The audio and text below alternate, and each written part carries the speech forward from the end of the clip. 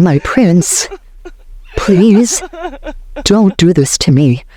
I can't bear it.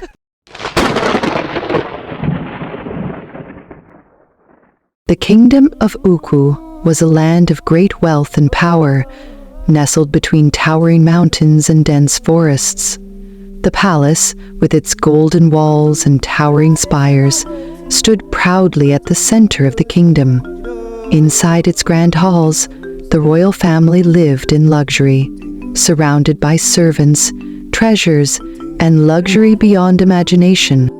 At the heart of this kingdom stood its ruler, King Chijioke, wise and respected.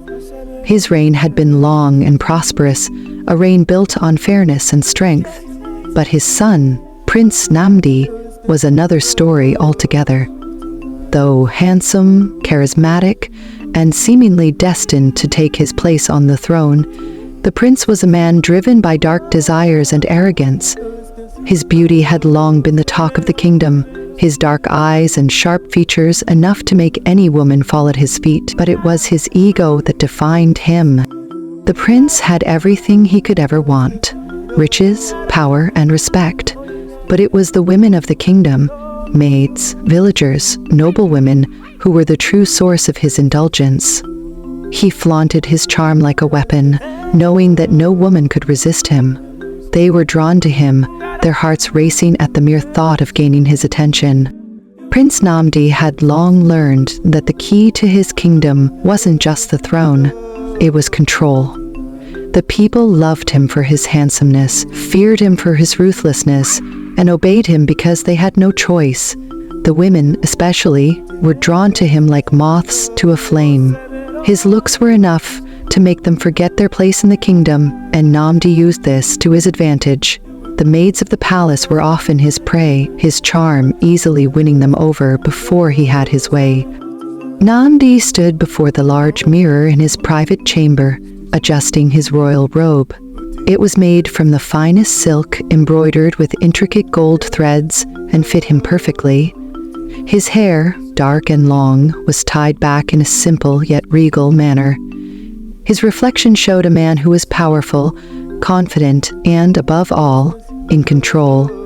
His eyes sparkled with a confidence that bordered on arrogance. He was the prince, and everyone in the kingdom knew it. As he prepared to leave his room, his personal guard stepped forward, a loyal servant always at his side.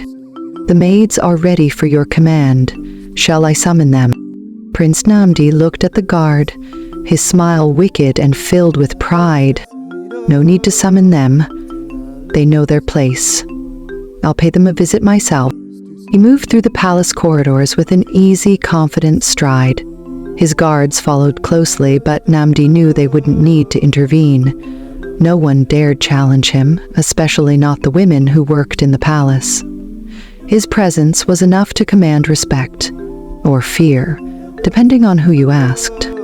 As he approached the royal garden, Nnamdi spotted a group of palace maids gathered near the fountain. They were washing clothes, their heads down in concentration, but as soon as they saw him, their eyes flicked up, and for a moment, everything around him seemed to fade away. He loved the attention. It was a game to him, one he played well. The prince's beauty and arrogance were unmatched, and he could see the effect he had on the women. Some of them blushed, while others immediately lowered their heads, not daring to meet his gaze. Nnamdi stopped in front of the group, his chest puffed out, his gaze sweeping over the maids. He knew they would not resist him, not these women. They were drawn to him as if by some invisible force.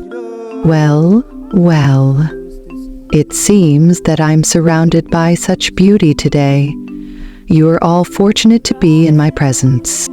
The maids quickly dropped to their knees, their heads lowered in deference, their voices trembling as they muttered words of gratitude. One of the maids, her long dark hair and delicate features making her stand out, caught Nnamdi's attention. She stood a little straighter than the others, her gaze betraying a mix of respect and something more. "You are a brave one. Do you think you can resist me?" The maid's voice was soft but firm. "I do not resist, Your Highness. I only serve." Namdi smiled wider, his eyes flashing with pride. He loved when they played the part of the humble servant, pretending they had a choice in the matter. He knew better. They all belonged to him, at least for tonight. "You will come to my chambers tonight. You will serve me as I see fit. And perhaps, if you are lucky, I might show you some kindness." The maid lowered her eyes, but inside, her heart raced. She had heard the rumors, but she had hoped she would never have to experience it herself. But now she had no choice. She was just one of the many who would fall victim to the prince's charms. She would obey, but she wouldn't forget. "As you wish, Your Highness." Later that night, the royal chamber was bathed in the soft light of candles. The prince reclined on his bed, waiting, his fingers absently tracing the rim of his goblet. He had already summoned the maid to his chambers, and the anticipation of what was to come had a certain thrill to it. The power he held was intoxicating, but tonight felt different. There was something about her that intrigued him. When she entered the room, her head bowed, Namdi studied her carefully. She had the same look in her eyes as the others, fear mixed with curiosity. But he could see something else, defiance. She wasn't as eager as the others had been, and that only made him more determined to bend her to his will. The night stretched on, the flickering candlelight casting long shadows across the walls of Prince Nanso's lavish chamber. The scent of incense filled the room, and the soft hum of the outside world seemed distant. Namthi lounged on his grand bed, hands resting behind his head, his gaze fixed on Chinonso, who stood at the door, her head bowed. Her heart pounded as she fought to steady her breath.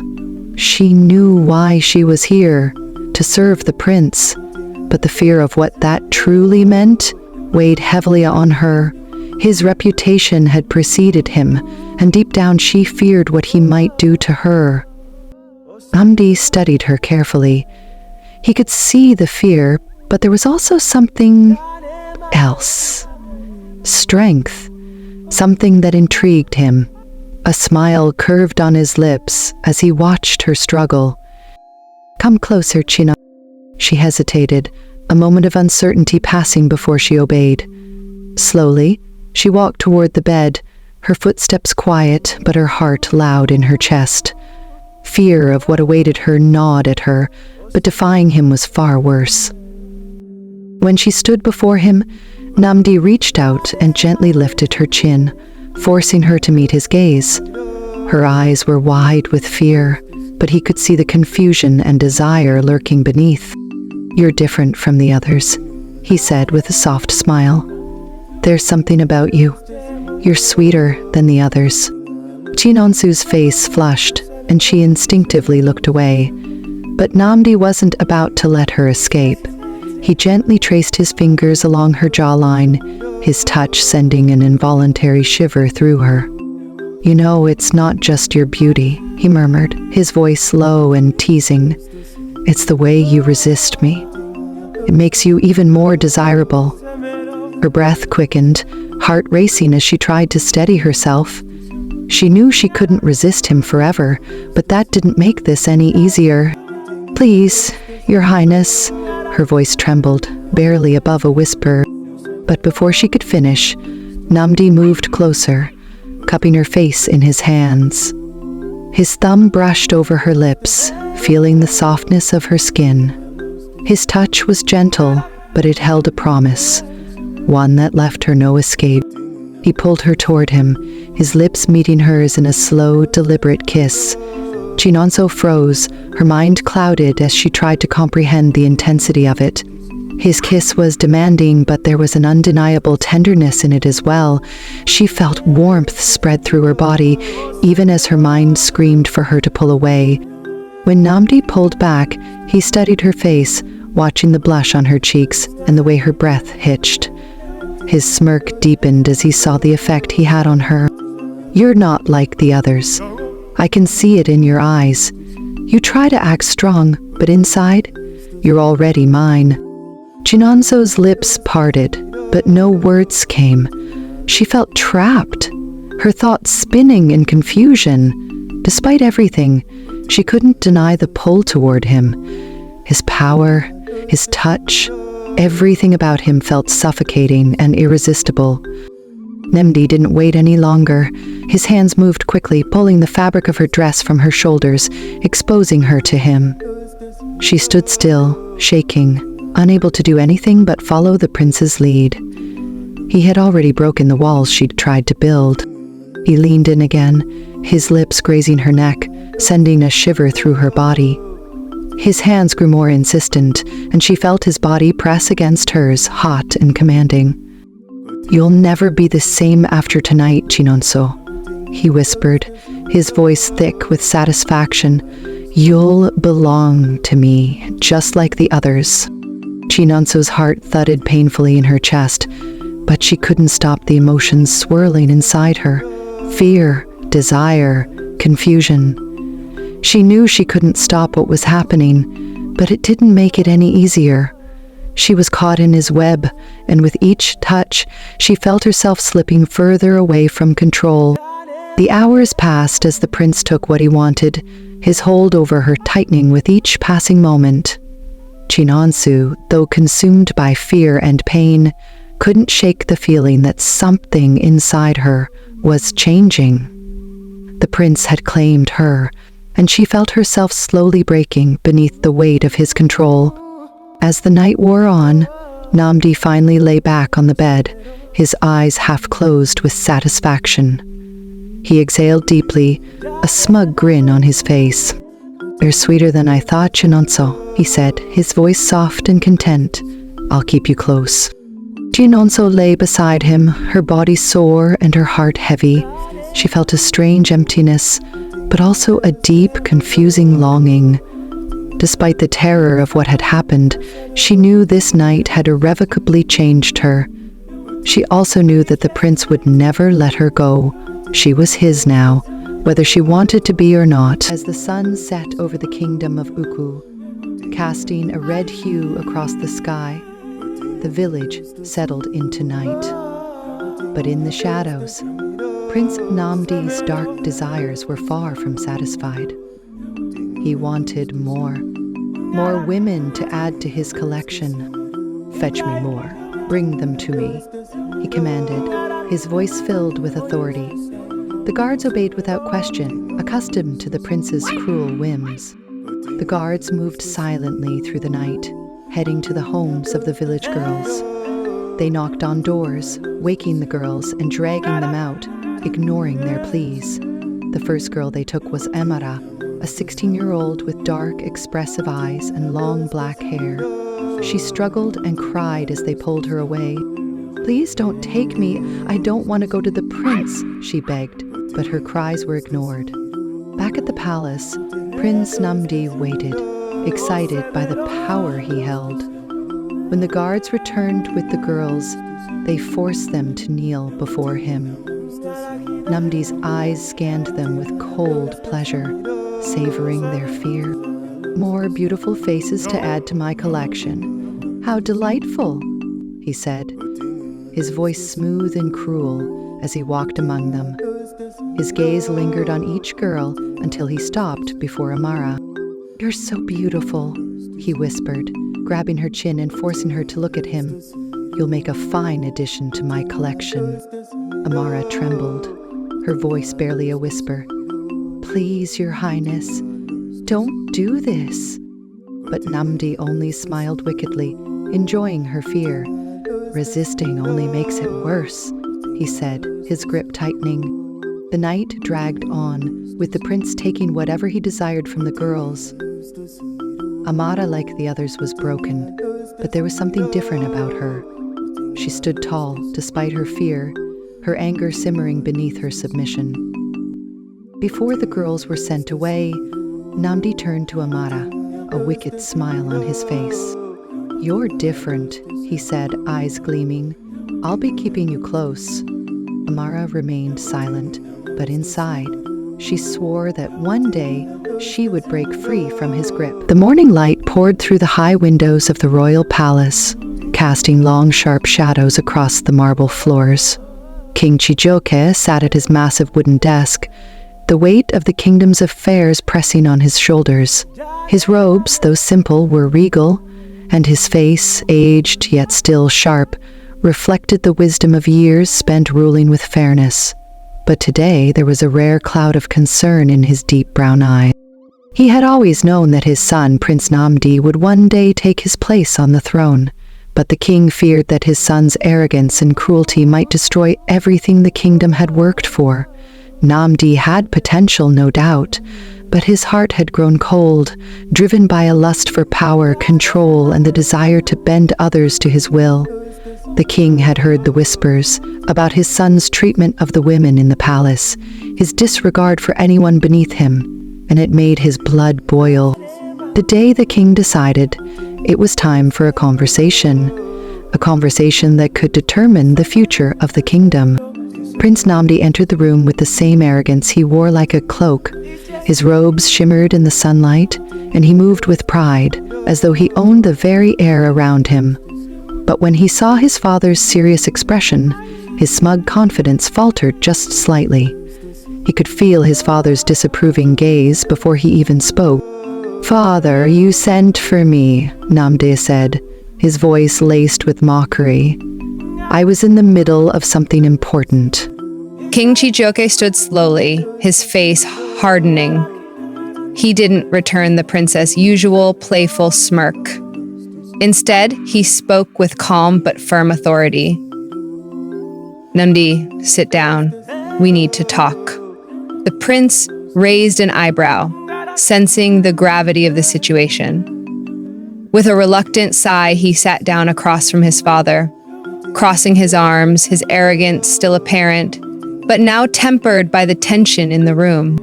"What is this about, father?" Nnamdi asked dismissively. "I'm sure it's nothing important. The kingdom is thriving, the people love me, and I've already taken care of everything." King Chijioke's eyes narrowed as he looked at his son. He had hoped that over time, Nnamdi would come to understand the true weight of his position, that the prince would learn to balance power with responsibility. But his son had always been spoiled, used to getting whatever he wanted. Now the king feared that arrogance would be his undoing. "That's precisely the problem, Nnamdi," the king said, his voice steady but full of a deep disappointment. "You think you've handled everything, but you're losing the respect of the people. I've heard the whispers about your behavior, your treatment of the women in the palace and the village. You think you can do whatever you want, but you are wrong." The prince laughed, clearly unfazed. He leaned back in his chair with a cocky grin. "Father, I don't understand. What's the problem? The women of the palace are there to serve me. They're eager to please me. Who else would they turn to? You should be proud. They want to be in my presence. The kingdom should be grateful for my attention." The king's eyes grew colder. He stood up, his movements slow but deliberate. "You think they want to be in your presence? You think your actions are noble?" He paused, his voice dropping with growing intensity. "You have the looks, the power, and the charm, but your heart has become as cold as the stone beneath this palace. You treat women as if they are objects, things to be used and discarded. And I fear that if you continue down this path, you will lose everything that matters to you." For a brief moment, Nnamdi's smirk faltered, but it was only for a second. He was not used to hearing his father speak to him like this. He had always been the favored son, the one with all the potential. And now, to hear his father treat him like this, it angered him. "I don't need a lecture, father," Nnamdi said, bristling with defiance. "I'm the prince, I get what I want, and no one, not even you, can tell me otherwise. The women throw themselves at me. They beg for my attention. They should be honored." King Chijioke's expression hardened, and he walked around the desk, closing the space between them. "Do you really think this kingdom will stand if you rule it with arrogance and greed? Do you really think you can treat people like that, especially women, and expect them to follow you? You are not above reproach, Namdi. I have built this kingdom with wisdom and fairness, and I will not let you destroy it with your selfishness. The prince stood tall, his jaw clenched, but for a moment, a flicker of doubt crossed his face. He had always been the center of attention, adored by everyone. Yet his father's words felt different, more powerful than any praise he'd received. Still, he refused to back down. You're wrong, father. The people love me. They admire me. One day, they will fear me. That's the power I will have when I become king. King Chichioke's face softened, and for the first time, the sadness in his eyes was clear. He walked closer to Namdi, his voice steady but filled with a father's concern. You may think the people love you now, but it's fear, not love, that you inspire. And fear, my son, is a fleeting thing. True power comes from respect, not control. You can't force people to love you, Namdi. You can't control their hearts. Prince Namdi stood up abruptly, shaking his head. His father's words felt like an attempt to tie him down, to limit his potential. I've heard enough, father. You worry too much. Let me rule in my own way, and I'll prove you wrong. With that, he turned and stormed out of the chamber, leaving King Chijioke standing alone, a deep sigh escaping his lips. The king watched his son leave, the weight of the moment settling heavily on his heart. He knew that if Namdi continued down this path, the prince would not only lose his kingdom, but he would also lose everything that truly mattered: his respect, his people, and his legacy. Prince Namdi stormed out of his father's chamber, his pride stung by the conversation with King Chijioke. The king's words echoed in his ears, but Namdi refused to let them take root. He was the prince, soon to be king, and he would rule however he saw fit. His desires, his will, were paramount. No one could tell him otherwise. The weight of the kingdom would bend to his will, not the other way around. He walked briskly down the grand hallway, his footsteps echoing off the marble floors, each step pushing him further into his own thoughts. The irritation from his father's lecture still burned inside him. The king had always been too soft, too focused on tradition and old ways. Namdi saw those things as obstacles, standing in the way of true power. He wanted control, absolute, unyielding control. And if his father couldn't see that, then it was his problem, not Namdi's. As he made his way toward his private quarters, his mind wandered to the events of the previous night. The women, the maids, the village girls, they were all so eager, so willing to submit to him. He couldn't help but smile at the thought of their pleading faces. The more they resisted, the more thrilling the conquest became. It was all part of the game, and Namdi always won. But something lingered from his conversation with the king. The words, "You're losing their respect," repeated in his mind, mocking him. He scoffed. Losing respect? He had the people's admiration already. The women adored him, the villagers feared him, and soon the entire kingdom would kneel before him. His path was clear. The king's old ways were outdated, and Namdi intended to make his mark with an iron fist. Frustration bubbled inside him, and his thoughts turned darker. A conversation with one of his guards came to mind, about a beautiful village girl who had been brought to the palace, but had resisted his charms. Namdi's lips curled into a grin. It was a challenge, and one that he would soon come. That evening, Namdi returned to his father's chamber with an air of entitlement. His movements were deliberate, a swagger in his step as he approached the king's desk. The guard snapped to attention, but King Chijioke did not immediately look up from his papers. His expression was calm, yet distant. Namdi stood in the middle of the room, arms crossed, eyes gleaming with defiance. The tension in the air was thick, suffocating, and the king could feel it too. "You are right, father," Namdi began, his tone mocking. "You are right to warn me, but I don't need to listen. The people love me. The women adore me, the village girls throw themselves at me, and I take what I want." King Chijioke sighed deeply, rubbing his temples in quiet frustration. He had expected this. His son was stubborn, but it was becoming clear that Nnamdi was beyond reason now. He had no idea what true leadership meant, and his arrogance only seemed to grow with each passing day. "Nnamdi," the king said, his voice tired and worn, "you are walking a dangerous path. The people may love you now, but that will not last. Your power must be earned, not taken by force."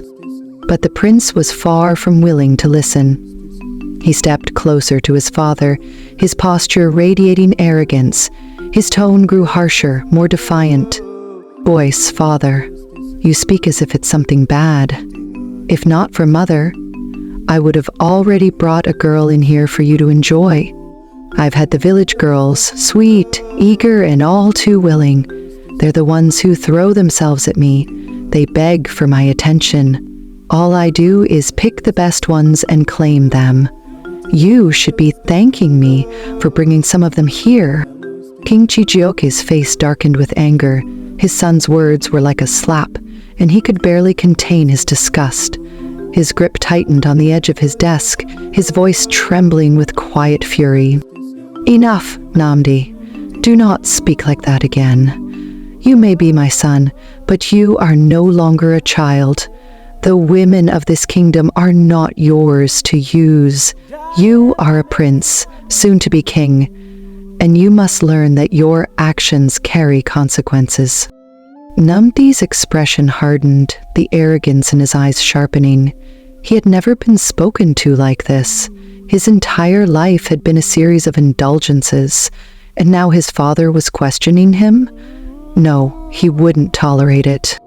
"You speak as if I should care about your old ways, father." Nnamdi scoffed. "You rule with kindness.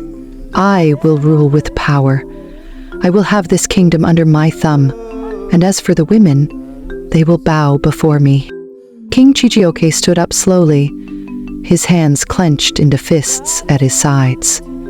The pain of watching his son become this arrogant, this cruel, was unbearable. He had hoped Nnamdi would one day understand the true burden of leadership, but now it seemed that hope was fading. "Then you will be the one to bring this kingdom to ruin, Nabi," the king said, his voice low, filled with sorrow. "You think they will respect you out of fear, but fear will not build a lasting kingdom.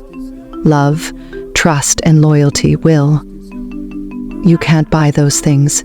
And when they turn on you, when they see you for what you truly are, it will be too late."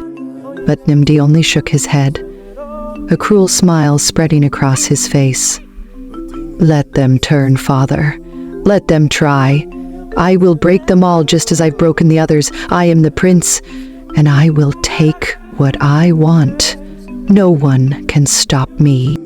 With that, Nnamdi turned and strode out of the chamber, his guards following closely behind him. King Chijioke stood still, watching his son leave, a heavy sadness weighing on his heart. He had warned him, but Nnamdi was too far gone. All the king could do now was wait and watch, as his son's arrogance threatened to destroy everything. The palace was unusually quiet that evening, with only the faint sound of distant servants and the echo of footsteps in the halls. Prince Nnamdi paced in his private quarters, his mind racing from the argument with his father. King Chijioke's warnings were like flies buzzing around him, annoying but easily dismissed. He was the prince, soon to be king, and nothing his father said could change that. Power, control, and fear, those were the things that truly mattered. "Does he really think weakness will rule this kingdom?" Nnamdi muttered to himself, dismissing his father's concerns. "He's a fool." His thoughts were interrupted by a soft knock at the door. "Your Highness, the king requests your presence." Nnamdi straightened, wiping the smirk off his face. He wasn't in the mood to see his father again, but there was no avoiding it. With a quick motion, he signaled for the guard to enter. The king sat at his desk, his face weary from the earlier confrontation. When Nnamdi entered, their eyes met, one filled with concern, the other with arrogance. "You called for me, father?" Nnamdi said, his voice dripping with sarcasm. King Chijioke sighed, his expression filled with quiet disappointment. "Nnamdi, your actions are starting to have consequences. I won't stand by and watch you destroy everything I've built." Nnamdi's mocking laugh filled the room. He stepped closer to his father with a smirk. "Destroy everything? Father, you're old-fashioned. I am the future of this kingdom. Everything I want, I get. That's how power works. Haven't you ever thought about it? Or do you not know what it's like to bend Mummy's waist?" The king recoiled, disgust and heartbreak flashing in his eyes. The prince's words hit him harder than any weapon. "Don't look so shocked, father. It's only natural. After all, you taught me how to rule with power." The king's silence spoke volumes. He had hoped his son would learn the value of wisdom and respect, but now all he saw was a young man consumed by arrogance. "You're lost, Nnamdi. If you continue down this path, you will destroy not only your future, but the future of this kingdom." Nnamdi's smirk deepened as he turned toward the door. "You worry too much, father. The kingdom will be mine, and you'll see just how powerful I am." Before the king could respond, Nnamdi left, the weight of his departure leaving a cold silence in the room. King Chijioke slumped into his chair, a deep sadness overwhelming him. He knew his son was slipping away from him, and there was nothing he could do to stop it. Outside, the air was heavy with tension as the prince walked through the courtyard, his guards at his side. Lost in thought, he grinned wickedly. "One day, this kingdom will kneel before me." Prince Nnamdi's path of power and arrogance takes a dark turn, and the price of his cruelty is far greater than he realizes. As the prince's actions lead to tragic consequences, his destiny becomes more uncertain with every decision. What will it take for him to face the reality of his choices? The kingdom is on the edge, and only time will reveal whether redemption is possible. Don't miss the next episode, where the unraveling of the prince's fate begins, and the truth comes to light. Thanks for watching.